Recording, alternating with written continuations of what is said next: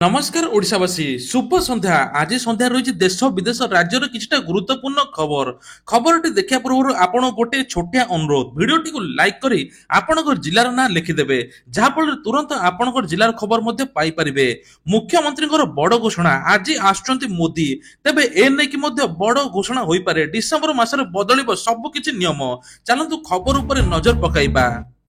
Number 1 ओडिशार पिछा छाड़ुनी आलू संकट 3 मास पर्यंत पश्चिमबंग रप्तानी उपरे कटकणा तेबे बढ़िला दर पश्चिमबंग आलू आसीबा बंद हेबा परे एभली स्थिति पुणी उपजिछि। ओडिशा को आसुवा शताधिक आलू ट्रक लक्ष्मणानंद टोल गेट निकट में बेलदा ठारू फेरी जाइछि।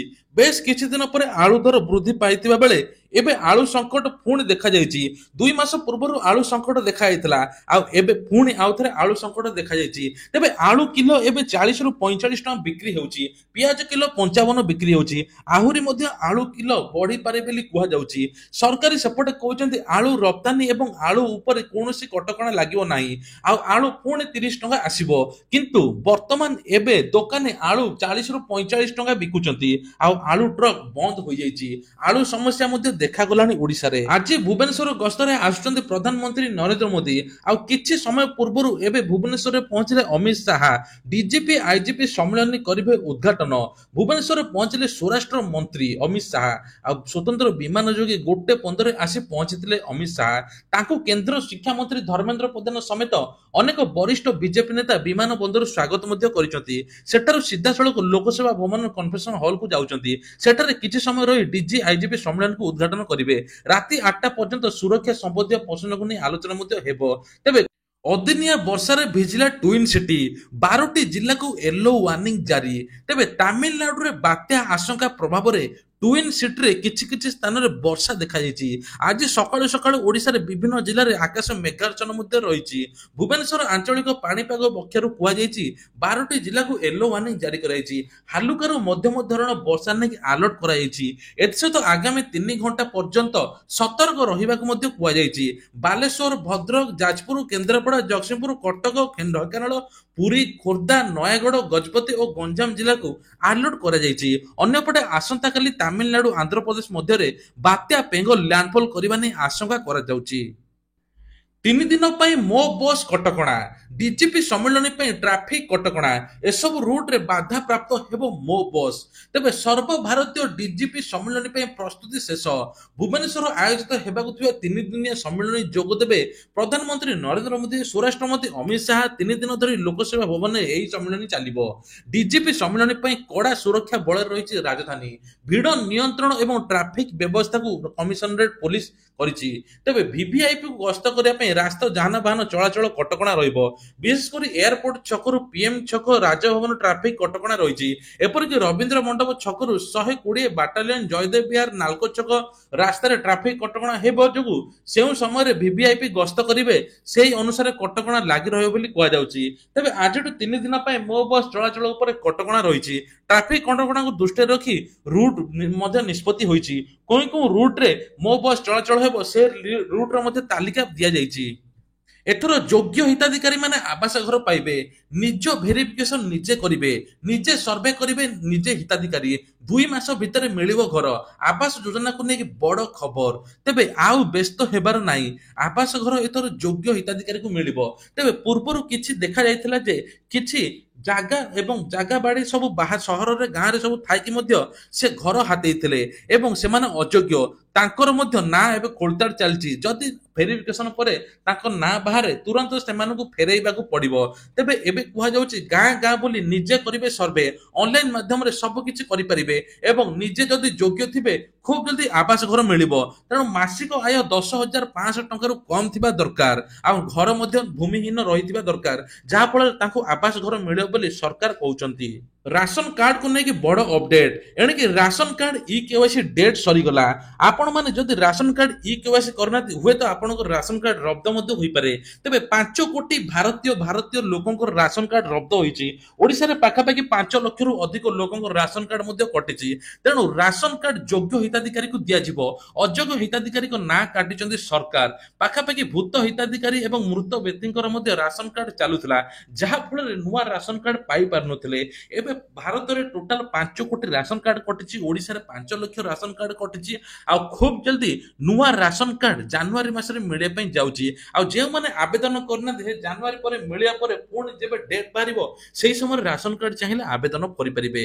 ଆଉ ଗୋଟେ କଥା ହେଲେ ସୁଭଦ୍ରା ଯୋଜନାକୁ ନେଇକି ବଡ଼ ଘୋଷଣା, ଏ ନେଇକି ଉପମୁଖ୍ୟମନ୍ତ୍ରୀ ପ୍ରଭାତୀ ପରିଡ଼ା ମଧ୍ୟ କହିଛନ୍ତି କଲେଜରେ ପଢୁଥିବା ଝିଅମାନଙ୍କୁ ଏଥର ସୁଭଦ୍ରା ଟଙ୍କା ମିଳିବ। ଯଦି ତାଙ୍କୁ ମାର୍ଚ୍ଚ ପୂର୍ବରୁ 21 ବର୍ଷ ହୋଇଥିବ ସିଏ ଆବେଦନ କରି ସୁଭଦ୍ରା ଟଙ୍କା ମଧ୍ୟ ପାଇପାରିବେ। ଆଉ ସୁଭଦ୍ରା ଯୋଜନାର ଦ୍ୱିତୀୟ କିସ୍ତି ମାର୍ଚ୍ଚ 8 ତାରିଖରେ ଆସିବା ପାଇଁ ଯାଉଛି। ସୁଭଦ୍ରା ଯୋଜନାର ଆବେଦନ ଶେଷ ତାରିଖ ହେଲା ମାର୍ଚ୍ଚ 7। ମାର୍ଚ୍ଚ 7 ପରେ ମାର୍ଚ୍ଚ 8 ତାରିଖରେ ସୁଭଦ୍ରା ଯୋଜନାର ଦ୍ୱିତୀୟ କିସ୍ତି ମିଳିବ। ଏ ନେଇକି କୋଟିଏରୁ ଅଧିକ ଲୋକ ହିତାଧିକାରୀ ମାନେ ଉପକୃତ ହେବେ। ତେବେ କୋଟିଏରେ ଯେଉଁ ଲୋକ ପହଞ୍ଚିବେ ତାଙ୍କୁ ଉପମୁଖ୍ୟମନ୍ତ୍ରୀ ପ୍ରଭାତୀ ପରିଡ଼ା ପୁରସ୍କୃତ କରିବେ ବୋଲି କୁହାଯାଉଛି। ରାଜଧାନୀରେ ପୁଣି ଓଲଡା ହେଲା ଶିଶୁ କନ୍ୟା। ପରିତ୍ୟକ୍ତ ଅବସ୍ଥାରେ ଆଚାର୍ଯ୍ୟ ବିହାର ସ୍ଥିତ ଆରଟିଓ 1 ଅଫିସ ସମ୍ମୁଖରୁ ଶିଶୁ କନ୍ୟାଟି ଉଦ୍ଧାର କରାଯାଇଛି। ଉଦ୍ଧାର ଶିଶୁକୁ ଶହୀଦନଗର ଥାନା ପୁଲିସ ହସ୍ତାନ୍ତର କରାଯାଇଛି। ସୂଚନା ମୁତାବକ ରାଜଧାନୀରେ ଓଲଡା ହେଲା ଶିଶୁ କନ୍ୟା। ଶୁକ୍ରବାର ଦିନ ଆଚାର୍ଯ୍ୟ ବିହାର ସ୍ଥିତ ଆରଟିଓ 1 ଅଫିସ ସମ୍ମୁଖରେ ଶିଶୁ କନ୍ୟା ପରିତ୍ୟକ୍ତ ଅବସ୍ଥାରେ ରାସ୍ତା କଡ଼ରେ ପଡ଼ିଥିବା ଦେଖିବାକୁ ମିଳିଥିଲା। ଏହାକୁ ଦେଖି ସ୍ଥାନୀୟ ଲୋକ ହଠାତ୍ ଆଶ୍ଚର୍ଯ୍ୟ ହୋଇଯାଇଥିଲେ। ଆଉ ଶିଶୁଟିକୁ ଉଦ୍ଧାର କରି ଶହୀଦନଗର ପୁଲିସକୁ ମଧ୍ୟ ଦେଇଥିଲେ। ଖବର ପାଇ ଘଟଣାସ୍ଥଳରେ ପୁଲିସ ପହଞ୍ଚି ଶିଶୁ କନ୍ୟାଟିକୁ ଉଦ୍ଧାର ମଧ୍ୟ କରିଥିଲା। ତେବେ କିଏ କେଉଁ ପରିସ୍ଥିତିରେ ଶିଶୁ କନ୍ୟାକୁ ଏଠାରେ ଛାଡ଼ିଦେଇ ତାହା ସ୍ପଷ୍ଟ ମଧ୍ୟ ହୋଇନାହିଁ। ପୁଲିସ ଏବେ ଘଟଣାର ତଦନ୍ତ ଚାଲିଛି। ତେବେ ଗୋଟିଏ ଲୋକ ଛୁଆ ପାଇଁ ଦିନ ରାତି କାନ୍ଦୁଛି, କିନ୍ତୁ ଗୋଟିଏ ଶିଶୁ କନ୍ୟାଟି କେମିତି ରାସ୍ତା କଡ଼ରେ ଶୁଆଇ ଦେଇକି ପଳେଇଛି ସେଇ ମା ଜଣକ। ଧନ୍ୟ ସେ ମାକୁ। ମଇଦାନରେ ଖେଳୁ ଖେଳୁ ହଠାତ୍ ଆସିଲା ମୃତ୍ୟୁ। ଟଳି ପଡ଼ିଲେ 35 ବର୍ଷୀୟ କ୍ରିକେଟର। ତେବେ କ୍ରିକେଟ ମଇଦାନରୁ ଏକ ଦୁଃଖଦ ଖବର ଆସିଛି। ମ୍ୟାଚ୍ ସମୟରେ 35 ବର୍ଷୀୟ କ୍ରିକେଟର ହଠାତ୍ ଟଳି ପଡ଼ିଲେ। ଏହି କ୍ରିକେଟର ମୃତ୍ୟୁ କାରଣ ଜାଣି ଆପଣମାନେ ମଧ୍ୟ ଆଶ୍ଚର୍ଯ୍ୟ ହୋଇଯିବେ। ମୃତକ 35 ବର୍ଷର ପେସାଦାର କ୍ରିକେଟର ଇମ୍ରାନ ପଟେଲ। ବୁଧବାର ଦିନ ରାତିରେ ଏକ ମ୍ୟାଚ୍ ସମୟରେ ତାଙ୍କର ମୃତ୍ୟୁ ହୋଇଛି। ସୂଚନା ଅନୁସାରେ ଇମ୍ରାନ ପଟେଲଙ୍କ ମୃତ୍ୟୁ କାରଣ ହେଉଛି ହୃଦଘାତ। ଦେଶରେ ହୃଦଘାତ ମାମଲା ବହୁତ ବଢ଼ିବାରେ ଲାଗିଛି। କିଏ ହଠାତ୍ ବସୁଛି ତ କିଏ ବାଥରୁମ ଯାଉଛି, କିଏ ଗାଡ଼ି ଚଲାଉଛି, କିଏ ନାଚୁଛି, ଏଇ ଟାଇପର ହଠାତ୍ ହୃଦଘାତ ହେଉଛି, ଯାହା ଫଳରେ ମଣିଷର ମଧ୍ୟ ଆକସ୍ମିକ ମୃତ୍ୟୁ ହେଉଛି, ଯାହା ସବୁଠାରୁ ବଡ଼ ଚ୍ୟାଲେଞ୍ଜ ଡାକ୍ତରମାନଙ୍କ ପାଇଁ। ତେବେ କୁହାଯାଉଛି ଏବେ ଇମ୍ରାନ ପଟେଲ ନାମକ ଜଣେ କ୍ରିକେଟର ଓପନର ଭାବେ ବ୍ୟାଟିଂ କରୁଥିବା ଆସୁଥିଲେ। ପିଚରେ କିଛି ସମୟ ରହିବା ପରେ ଛାତି ଯନ୍ତ୍ରଣା ହେଲା। ବାହୁରେ ଯନ୍ତ୍ରଣା ଅନୁଭବ କରି ହଠାତ୍ ଟଳି ପଡ଼ିଲେ। ଆଉ ତୁରନ୍ତ ତାଙ୍କୁ ମେଡିକାଲ ନିଆଯାଇଥିଲା। ଆଉ ସେଇଠି ଡାକ୍ତର ତାଙ୍କୁ ମୃତ ମଧ୍ୟ ଘୋଷଣା କଲେ। ପର୍ଯ୍ୟଟକଙ୍କ ପାଇଁ ଦୁଃଖ ଖବର। ନନ୍ଦନକାନନ ଉଦ୍ଭିଦ ଉଦ୍ୟାନରେ ଏବେ ଭୋଜି ମନା। ନନ୍ଦନକାନନ ଉଦ୍ଭିଦ ଉଦ୍ୟାନରେ ବଣଭୋଜି କରିବାକୁ ଆସୁଥିବା ପର୍ଯ୍ୟଟକଙ୍କ ପାଇଁ ଦୁଃଖ ଖବର। ସେମାନେ ଆଉ ଆଗ ଭଳି ସୁନ୍ଦର ସବୁଜିମା ମଧ୍ୟରେ ବଣଭୋଜି କରିପାରିବେ ନାହିଁ। କାରଣ ବନ ବିଭାଗ ନନ୍ଦନକାନନ ଉଦ୍ଭିଦ ଉଦ୍ୟାନ ବଣଭୋଜିକୁ ଅନିର୍ଦ୍ଦିଷ୍ଟ କାଳ ପାଇଁ ବନ୍ଦ କରାଯାଇଛି। ବଣଭୋଜି ପର୍ଯ୍ୟଟକଙ୍କ ପାଇଁ ପ୍ଲାଷ୍ଟିକ ବହୁଳ ଏବଂ ଶବ୍ଦ ପ୍ରଦୂଷଣ ଏବଂ ମୁଖ୍ୟ କାରଣ ବୋଲି କୁହାଯାଉଛି। ପ୍ରତ୍ୟେକ ବର୍ଷ ବଟନିକାଲ ଗାର୍ଡେନକୁ ହଜାର ହଜାର ପର୍ଯ୍ୟଟକ ବଣଭୋଜି କରିବାକୁ ଆସନ୍ତି। ମାତ୍ର ଅଧିକ ଶବ୍ଦରେ ସାଉଣ୍ଡ ବଜାଇବା ଦ୍ୱାରା ଜୀବଜନ୍ତୁ ଉପରେ ଖରାପ ପ୍ରଭାବ ପଡୁଛି। ବଟନିକାଲ ଗାର୍ଡେନ ନିକଟରେ ବହୁତ ବୃହତ ପ୍ରାଣୀ ମଧ୍ୟ ଅଛନ୍ତି। ଏଠାରେ ରହିଛନ୍ତି ଦେଶ ବିଦେଶର 169 ପ୍ରଜାତିର ଜୀବଜନ୍ତୁ। ତେବେ ସେଥିମଧ୍ୟରୁ 109 ଭାରତୀୟର, 60 ହେଲା ବିଦେଶୀ ପ୍ରଜାତିର। ତେଣୁ କୁହାଯାଉଛି ଏବେ ଅନିର୍ଦ୍ଦିଷ୍ଟ କାଳ ପାଇଁ ଭୋଜି ବନ୍ଦ କରାଯାଇଛି। ପୁରୀ ବେଳାଭୂମିରେ ପରାକ୍ରମ ଦେଖାଇବ ନୌସେନା। ପହଞ୍ଚିଲା ଯୁଦ୍ଧ ଜାହାଜ ଇନପ୍ଲାଣ୍ଟ ଫାଇଟର ଟ୍ୟାଙ୍କ। ତେବେ ନୌସେନା ଦିବସ ପାଇଁ ଶେଷ ପର୍ଯ୍ୟାୟରେ ପହଞ୍ଚିଛି ପ୍ରସ୍ତୁତି। ବେଳାଭୂମିରେ ଶକ୍ତି ପ୍ରଦର୍ଶନ କରିବେ 24 ଯୁଦ୍ଧ ଜାହାଜ, 40 ଏୟାରକ୍ରାଫ୍ଟ। କାର୍ଯ୍ୟକ୍ରମରେ ସାମିଲ ହେବ ରାଷ୍ଟ୍ରପତି ଦ୍ରୌପଦୀ ମୁର୍ମୁ। ଡିସେମ୍ବର 4 ନୌସେନା ଦିବସକୁ ନେଇ ପୁରୀ ବେଳାଭୂମିରେ ପାଲଟିଛି ଏକ ମିନି ୱାର ଷ୍ଟେସନ। ତେବେ ପୁରୀ ବେଳାଭୂମିରେ ପରାକ୍ରମ ଦେଖାଇବେ ନୌସେନା। ପହଞ୍ଚିଲା ଯୁଦ୍ଧ ଜାହାଜ ଏବଂ ଟ୍ୟାଙ୍କ।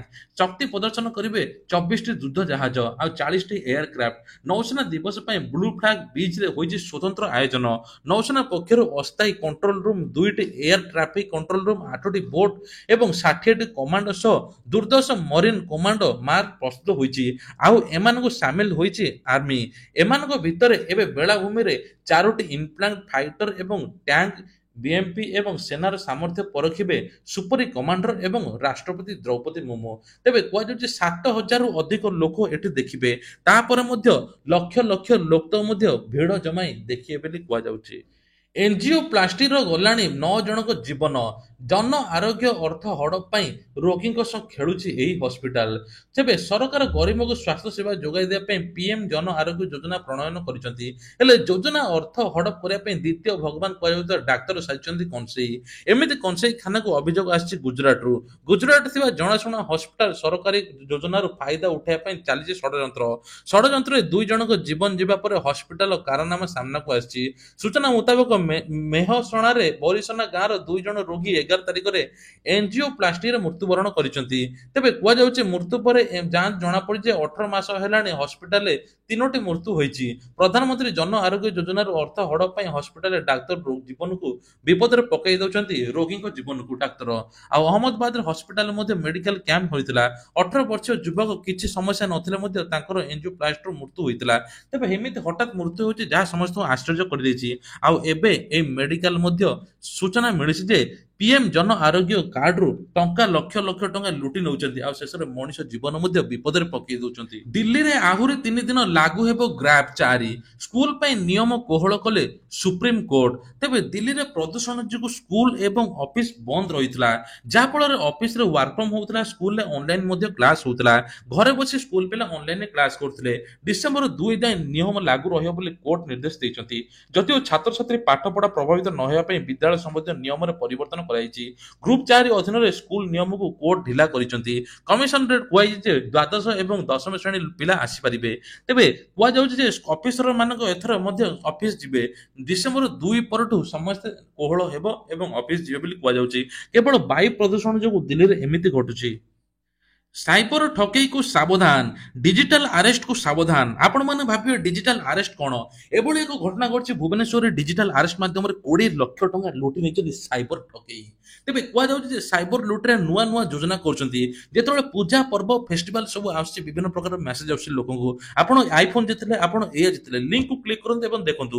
ଏଇ ଟାଇପର ଲୋକ ଲିଙ୍କକୁ କ୍ଲିକ୍ କରି ଫୋନ ନମ୍ବର ଦେଇ ନିଜେ ଟଙ୍କା ହରଉଛନ୍ତି। ତେବେ ପୁଣି ଏବେ ବାହାରିଛି କ୍ରାଇମ ଡିଜିଟାଲ ଆରେଷ୍ଟ, ଯୋଉଟା ଆପଣଙ୍କୁ କଲ୍ କରି ଧମକା ଯିବ ଏବଂ ପୋଲିସ ଡ୍ରେସରେ ଥିବେ, ଭିଡିଓ କଲରେ ଜଣେ ଅନନ୍ ବ୍ୟକ୍ତି, କିନ୍ତୁ ପ୍ରକୃତରେ ସିଏ ଥିବେ ସାଇବର ଲୁଟେରା। ଆପଣଙ୍କୁ ବିଭିନ୍ନ କେସରେ ଆଳରେ ଫସାଇବେ, ଆପଣଙ୍କୁ ବିଭିନ୍ନ ପ୍ରକାର ବ୍ଲାକମେଲିଂ ମଧ୍ୟ କରିବେ।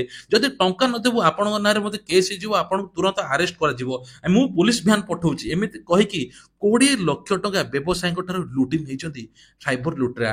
ଭୁବନେଶ୍ୱର ଜୟଦେବ ବିହାରରେ ତାଙ୍କ ଘର।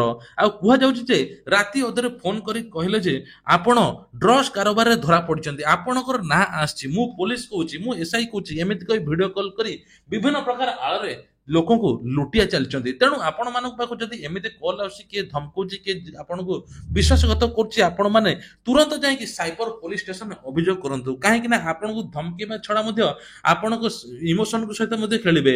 ଆପଣଙ୍କର ପୁଅ ବା ଆପଣଙ୍କର ଝିଅ ଏଇ ରାକେଟରେ ଧରା ପଡିଛି, ସେକ୍ସ ରାକେଟରେ ଧରା ପଡିଛି, ଆପଣଙ୍କର ପୁଅ ଏମିତି କରିଛି, ଏମିତି ବିଭିନ୍ନ ପ୍ରକାର ଆଳରେ ଆପଣଙ୍କୁ ଫସେଇବେ। ତେଣୁ ଆପଣ ଡିଜିଟାଲ ଆରେଷ୍ଟ କଣ ଆପଣ ମଧ୍ୟ ଜାଣିପାରିବେ। ପ୍ରଧାନମନ୍ତ୍ରୀ ନରେନ୍ଦ୍ର ମୋଦି ଡିଜିଟାଲ ଆରେଷ୍ଟ ଉପରେ ବାରମ୍ବାର ସତର୍କବାଣୀ ଦେଉଛନ୍ତି। ଆପଣମାନେ ତୁରନ୍ତ ଏ ଉପରେ ମଧ୍ୟ ପଦକ୍ଷେପ ନେବେ। ଆପଣଙ୍କୁ ଯଦି ଏମିତି କଲ୍ ଆସିବ, ତୁରନ୍ତ ସାଇବର ଥାନାରେ ଅଭିଯୋଗ ମଧ୍ୟ କରିବେ। ତେବେ ଇଏ ଥିଲା ଆଜିର ଦେଶ ବିଦେଶ ରାଜ୍ୟର କିଛିଟା ଗୁରୁତ୍ୱପୂର୍ଣ୍ଣ ଖବର। ଏଇଭଳିଆ ଖବର ପ୍ରତ୍ୟେକ ଦିନ ସକାଳ 5ଟା ଆଉ ସନ୍ଧ୍ୟା 5ଟାରେ ଦେଖିବା ପାଇଁ ହେଲେ ଆମର ଏହି ଚ୍ୟାନେଲକୁ ସବସ୍କ୍ରାଇବ କରିବା ପାଇଁ ଭୁଲିବେ ନାହିଁ। ଜୟ ଜଗନ୍ନାଥ।